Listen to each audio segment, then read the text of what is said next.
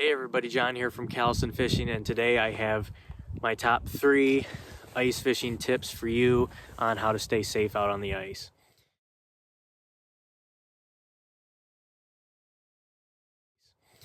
Tip number 1 is probably the most important one. Tell somebody where you're going to be. Tell them the name of the lake, give them an address, be pretty detailed on where it is, because it could, if you say Long Lake, there's so many long lakes in the state of Michigan.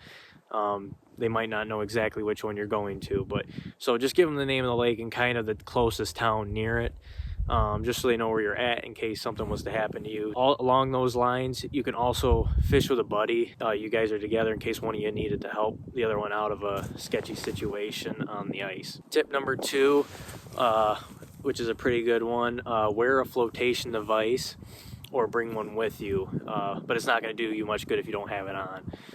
That means bring a life jacket, just in case it's thinner ice, or wear a float suit. There's some great ice fishing brands that are making float suits now. I wear the Trekker bibs and jacket from Striker brands, but Clam and Eskimo, along with a couple other brands, also make floating ice fishing suits.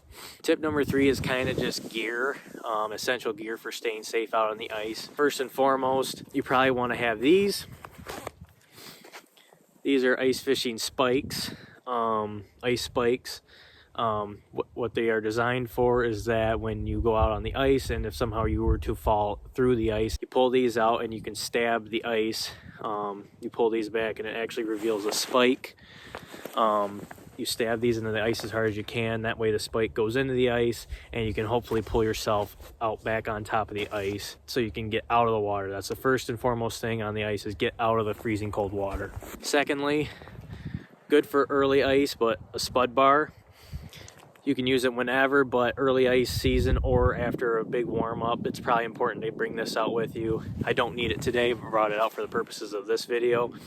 But what you do with this is when you are at the launch or the spot where you're going to go from land to water, you want to check that edge, and you want to kind of spud your way out onto the ice. What you want to do is you want to hit the ice 2, 3, 4 times. That's super hard. As long as the bar doesn't go through, you should be all right. And it probably goes without saying, but 4 inches of ice is kind of the safe, in air quotes, minimum. You can have a sketchy 4 inches of ice or a solid 4 inches of ice. It really just depends on the day and the weather conditions that you've had prior to going out fishing. But the thicker the ice gets, the safer it's going to get. Like, we have a foot of ice here today, so that's plenty of safe ice. So that's going to do it for the ice fishing tips today, guys. Remember to stay safe out there on the hard water and also have fun catching some fish.